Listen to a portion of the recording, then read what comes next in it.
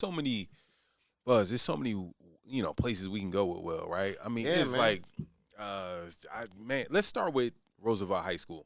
You know what I mean? Like, you know, you're giving back because I'm really interested, and I always talk to Fuzz about this about like how to get into tech, and I know you're into AI and all of this different stuff. So I'm very intrigued on how you made that. You got into that, but talk about what you did at Roosevelt High School, and linked up with the LA Unified School District. So I've been so in 2008 I helped. I have to go back to the origins. Yeah. Nope. I'll go even further back. So if I go here to this passport, using this as the You got to do a book about those passport stamps. He goes to it like he knows exactly what he's doing. so if I go to this passport and I go to the South Africa trip. Yeah. South Africa was 2006 on the passport, How you remember that? Man, it's crazy. and I remember going there and meeting Nelson Mandela. Okay. And You can, you can't casually just say that name, Will, seriously, and so no, because we went to South Africa and we met Nelson Mandela. Took my grandma there, took my mom. I'm like, Mom, we meet Nelson Mandela. My grandma's like, oh, rest in peace. She to both of them. My grandma was really proud that we were, it's a going. moment. Mhm. And while we were there, I looked in the audience, and it looked like Switzerland. What do you mean by that? Just We were in Africa. It was all Yeah. white. And the people in the audience, I thought we was in Switzerland. I'm like, yo, I thought we was in Africa. And so I, told our manager, yo, where's all the black people? They're like, well, the tickets were too expensive. What? And so these are the people that can afford the show. I'm like, oh man, what? So we went back in 2007. But before we went back in 2007, we did an interview. And they were like, what do you think of your trip in Africa? We love the show. I was like, man, we loved it so much. Next time we come to Africa, we're doing a show for free. Why? Because now no promoter is going to book us. Right. Because we just said on national TV that we're coming back to Africa for free. And I said that to force the issue.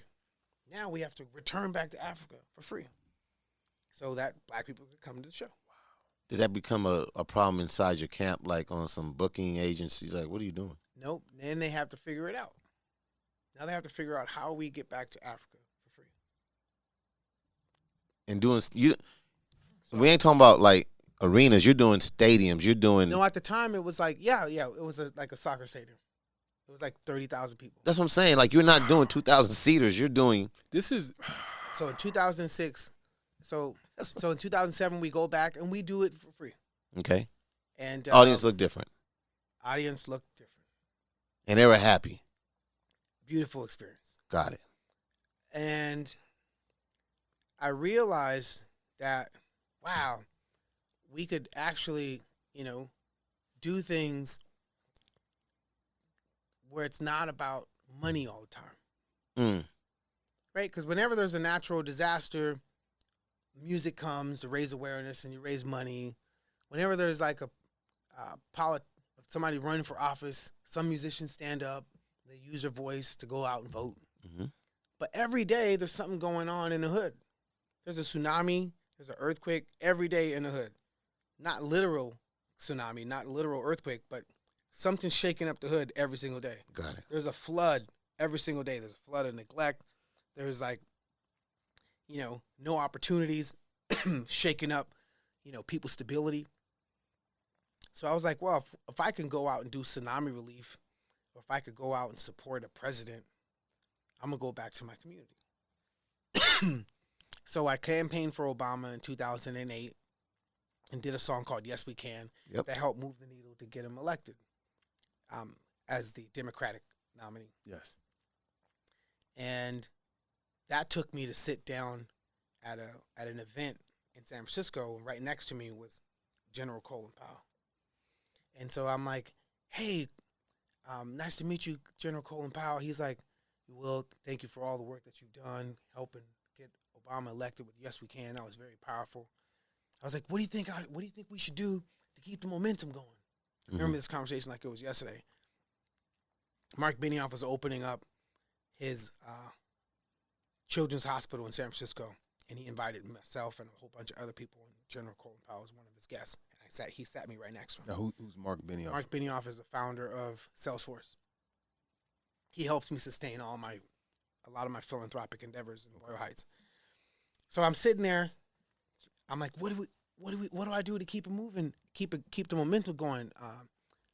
General Colin Powell. He says, if I were you, I'll focus on the neighborhood you come from. I don't want to assume, but do you come from a poverty-stricken area, disadvantaged community? I'm like, yeah, I do. He's like, I would focus there. Put your energy there. Nothing's going to stop you.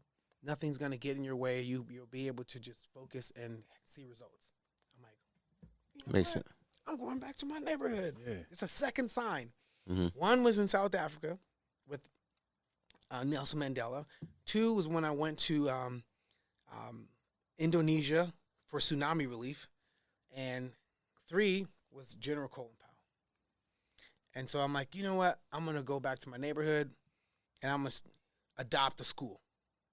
So I adopted a class of 2009 after I did my I started my scholarship program on Oprah Winfrey Show, where I sent 4 kids to college debt-free. So I got paid some money to DJ. BlackBerry paid me like $600,000 to DJ for their corporate event. Right. I'm like, yo, I just started DJing. I know DJs that have been practicing DJing around the back, elbow, all this kind of DJ belly. Kubert doing tricks and stuff. Yeah. I got homies that's been practicing. I just got paid $600,000 Shout out to Mark Love. to DJ a party for BlackBerry. So I'm like, told my manager, told my attorney, yo, I need you guys to bypass this money. Don't commission it. I'm going to give it away. So, wait, so So your manager, like, we booked you for a gig, but we nope, can't. They didn't book me for the gig. I knew the CEO of BlackBerry. This was my connect. So in other words, Got it. like, can't commission, managers don't get nothing off this. Don't buy nothing. This Don't buy thing nothing came new. from my relationship with Jim Basile. Thank you, Jim Basile, ex-CEO of BlackBerry. For those who don't know, BlackBerry is a phone before the iPhone. Back in 2006, I had like a collaborative relationship with BlackBerry, the company, and a part of their think tank. And I've always worked with brands, especially tech brands. Right. So Jim Basile is one of the first people to take me serious as a ideas guy in the world of tech. So they hired me to do this DJ gig. And so I'm like, hey guys, you didn't bring this gig, you didn't bring the gig, you didn't negotiate this gig. I need you guys to not commission this money because I'm going to use it to send kids to college on Oprah. Wow. They're like, all right. I'm like, cool, great. We all good, right? There's money out there to get. Yeah, we'll do this again. So I go on Oprah, and we send 4 kids to school debt-free. Did Oprah try to match your money? Did she go, if you do this, I'll do this with you? Sending kids to school is expensive. I know. Horrible. So Oprah is. She was like, you on your own, Jack. She was like, thank you for using my platform. Oh. No, that's we send 4 kids to school. I feel you. All right.